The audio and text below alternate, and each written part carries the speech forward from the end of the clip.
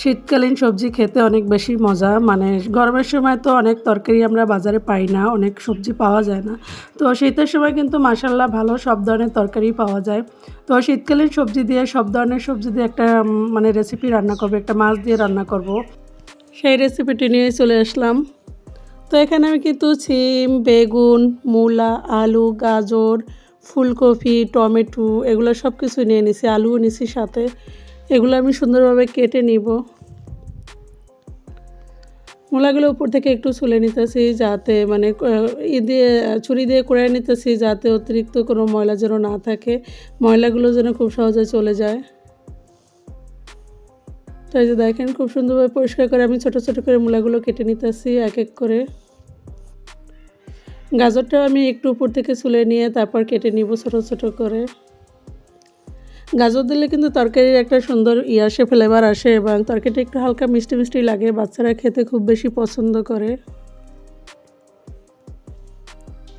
আর আজকে যেহেতু আমি এই সবজিটা আমার বাচ্চাদের খাওয়াবো, তো এই জন্য আমি ঝালটা একটু কম দিছি পরিমাণে। তো আমি যে ভাবছিলাম যে আমি বোধহয় ছুরি দিয়ে কাটতে একটু কষ্টই হবে, কিন্তু এখন দেখি যে না, কোনো কষ্ট হয়নি, মাশাআল্লাহ খুব সহজভাবেই কেটে নিচ্ছি। আসলে চাকরি করি তো, যার কারণে এগুলো পরিষ্কার করা একটা ঝামেলা মনে হয়। তো এই জন্য আর কি অনেক কিছুই মানে ইচ্ছা থাকলেও করা হয় না। ঝটপট করে যেভাবে কাজ করা যায় ওইভাবেই আমি করে নিই। কারণ দেখা যায় সময় পাওয়া যায় না, ছোট ছোট বাচ্চা, তার উপরে চাকরি, তার উপরে সংসার, সব মিলাইয়া মানে সম্ভব হয় না। তো এই জন্য আমি বটির সামনে থাকে, বটি দিয়ে ঝট করে কেটে নিই সব কিছু। তো এখানে ফুলকপিগুলো আমি কেটে নিব সুন্দর করে, কেটে সিমগুলো বেছে নিব।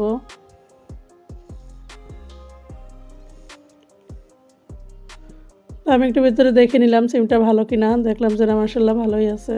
তো সবগুলো সিম আমি এভাবে কেটে নিব।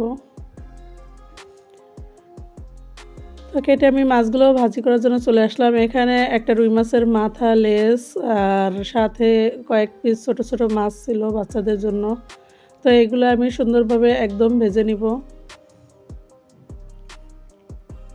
একটু ভেজেই নিব, কারণ মাছ না ভাজি করলে মনে হয় কাঁচা কাঁচা এরকম মনে হয়, তো এই জন্য একটু ভেজে নিব। আর যারা ভাজা মাছ খায় তারা তো বুঝে নেই যে মাছ ভাজি না করলে মনে হয় কাঁচা মাছ। আমি অবশ্য আগে ভাজি ছাড়াও খেতাম, কিন্তু এখন আপনাদের ভাইয়ার সাথে থাকতে থাকতে এখন আমিও ভাজা মাছই খাই, কারণ আপনাদের ভাইয়া ভাজি ছাড়া খেতে চায় না মাছ। তো আমি সামান্য তেল দিয়ে এখানে পেঁয়াজ এবং মরিচ কুচি দিয়ে সুন্দরভাবে একটু ভেজে নিব। এখানে আমি কেটে রাখা সব তরকারিগুলো একটু দেখাই দিতেছি। সবজিগুলো দেখেন, সব ধরনের সবজি কিন্তু এখানে আছে। গাজর, আলু, মূলা, টমেটো, সিম, ফুলকপি, বেগুন সব ধরনের তরকারি আছে এখানে। তো পেঁয়াজগুলো ভাজা ভাজা হয়ে গেলে আমি এখানে হলুদের গুঁড়া, মরিচের গুঁড়া, লবণ, জিরার গুঁড়া এগুলো দিয়ে আমি একটু ভালোভাবে কষিয়ে নিব। সামান্য পানি দিয়ে কষিয়ে নেব যাতে এটা পুড়ে না যায়।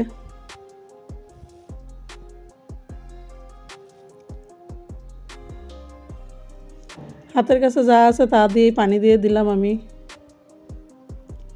আমি এমনই ঝটপট করে করি তো কাজ, যার কারণে হাতের কাছে যা থাকে তা দিয়েই করে ফেলি। এই জন্য এই রেসিপি ভিডিও দেওয়া আমার জন্য আসলে কষ্ট হয়ে যায়, কারণ রেসিপি ভিডিও দিতে গেলে অনেক কিছুই মানে হাতের কাছে রাখা লাগে, সেগুলো পরিষ্কার করা লাগে। তো আমি যেহেতু রেসিপি ভিডিও দিতে অত অভ্যস্ত না, ভয়েস দিতে তো আমি একদমই অভ্যস্ত না। আমি খুব বেশি মানে আমার কষ্ট হয় ভয়েস দিতে গেলে, কারণ আমি প্রথম দিকের ভিডিওগুলো আমার দেখবেন, আমি কিন্তু যে ব্লগ ভিডিও দিছি সেগুলোতে আমি সাথে সাথে ভয়েস দিয়ে ভিডিও বানিয়ে ফেলছি। মানে আলাদা ভয়েস দেওয়াটা আমার জন্য একদম মানে কষ্টের হয়ে যায়। তো সেই ক্ষেত্রে মানে মোটামুটি চাকরি করি, যার কারণে এতটা সময়ও পাই না। এজন্য মানে ঝটপট করে যা পাই তাই দিয়ে মানে কাজ চালিয়ে নিই। রেসিপি ভিডিও অনেক আপুরা ভাইয়ারা দেখি তারা অনেক সুন্দরভাবে পরিপাটি করে দেন। আমার কাছে অনেক ভালো লাগে, আমারও মন চায় ওইভাবে দিতে, কিন্তু আমি সময়ের কারণে পারি না। আর বিশেষ করে যে দিব আমি অনেকটা চেষ্টা করি দেওয়ার, কিন্তু মাঝের দিকে কিন্তু আমি মোটামুটি ভালো কিছু রেসিপি ভিডিও দিছি, কিন্তু কোনো ভিউজই নেই, যার কারণে এখন ওরকম আলাদাভাবে কোনো মানে ভিডিও করি না। আর এক একটা রেসিপি ভিডিওর পিছনে কিন্তু প্রচুর টাকা খরচ হয়, যার কারণে ওইভাবে টাকা খরচ করে আমি আর এখন আর কোনো ভিডিও বানাই না। আমি আমার যে প্রতিদিন যে রান্না করি সেই রান্নাগুলো দিয়েই আমি মানে ভিডিও নিয়ে নেই এবং ওইভাবে ভিডিও হয়ে যায়। যেহেতু ভিউজ নেই তাহলে এত কষ্ট করে এত টাকা খরচ করে যে কেন করব, এই জন্য এভাবেই বানিয়ে ফেলি রেসিপি। কবে যে চ্যানেল ভাইরাল হবে আর কবে যে ভিডিও ভাইরাল হবে জানি না, আল্লাহ পাকেই জানে। চেষ্টা তো চালিয়ে যাচ্ছি। আমার আবার এত সহজে আমি কোনো কিছু পাই না, আমার অনেক কষ্ট করা লাগে। কষ্ট করার পরে ইনশাল্লাহ আমি পাই। কারণ যখন আল্লাহ পাক দেখে যে এ তো নাছোড়বান্দা, এ তো মানে কষ্ট করতেই থাকবে যতক্ষণ না সফলতা পাবে, তখন আল্লাহ পাক দেয়। তো এবারও আমি কিন্তু সেমভাবেই কষ্টই করতে আছি। কারণ মনিটাইজেশন অন করার সময় আমি যখন ওয়াচ টাইম পূরণ করার সময় আমি কিন্তু অনেক কষ্ট করছি, অনেক কষ্ট করছি। কারণ লাইভ করে মানে প্রচুর সময় দিয়েছি আমরা, মানে এত বেশি সময় মানুষকে দিয়েছি এবং মানুষের কাছ থেকে নিয়েছি মানে 24 ঘন্টা। খাওয়া ছিল না, নাওয়া ছিল না, মানে কোনো কিছুই ছিল না এরকম। শুধু অফিসে বসেও মোবাইল দিয়ে শুধু সবাই লাইভে টাইম দিচ্ছি আমি এইভাবে। তো ওয়াচ টাইম পূরণের যখন প্রায় একদম 3000 হয়ে গেছে তখন আমার লাইভ ভাইরাল হয়ে গেছিলো। মানে 3000 ওয়াচ টাইম পূরণ হয়, 1000 বাকি ছিল, তখন আমার লাইভ ভাইরাল হয়ে গেছিলো। তো লাইভ ভাইরাল হওয়ার পর তখন তো দেখা যায় ওয়াচ টাইম আমার রাতারাতি মানে হয়ে গেছে। একদম 6000 ওয়াচ টাইম হয়ে গেছে আমার, মানে হইতে হইতে মানে আর্নে আর কি ওয়াচ টাইমটা পূরণ হইতে হইতে লাইভ টাইমে একদম 6000-এর উপরে ওয়াচ টাইম চলে গেছিলো। তো এরপরে আপনাদের ভাইয়ারটা যখন লাইভ করছি সেটা আর অত বেশি কষ্ট হয় নাই, সেটা অল্পতেই লাইভ ভাইরাল হয়ে গেছিলো। মানে ওটা কিসের জন্য হয়েছে আল্লাহ পাকই জানে, মানে একদম তাড়াতাড়ি লাইভ ভাইরাল হয়ে গেছে, যার কারণে 15 দিনে আপনাদের ভাইয়ারটা মনিটাইজেশন অন করতে পারছি। আর আমারটা যেমন অনেক বেশি কষ্ট হয়েছে আমার। তো এখন লাইভ ভাইরাল করে এখন তো আমি পড়ছি মহাবিপদে। লাইভ ভাইরাল হয়েছে এখন মহাবিপদ, কারণ এখন তো ভিডিওতে ভিউজ নেই। এটা একটা বড় কষ্টের বিষয়। তো এটা আরও কতদিন কষ্ট করা লাগে জানি না, কবে যে ভিউজ হবে, কবে যে ভাইরাল হবে তাও জানি না। লাইভ যেরকম ভাইরাল হয়েছিল ওরকম যদি ভিডিও মানে ভাইরাল হতো, তাহলে চ্যানেল ভাইরাল হতো, তাহলে তো আর কোনো কষ্টই ছিল না। আমার লাইভগুলো দেখবেন এক একজনে যে মাশাআল্লাহ অনেক অনেক ভিউজ ছিল লাইভে।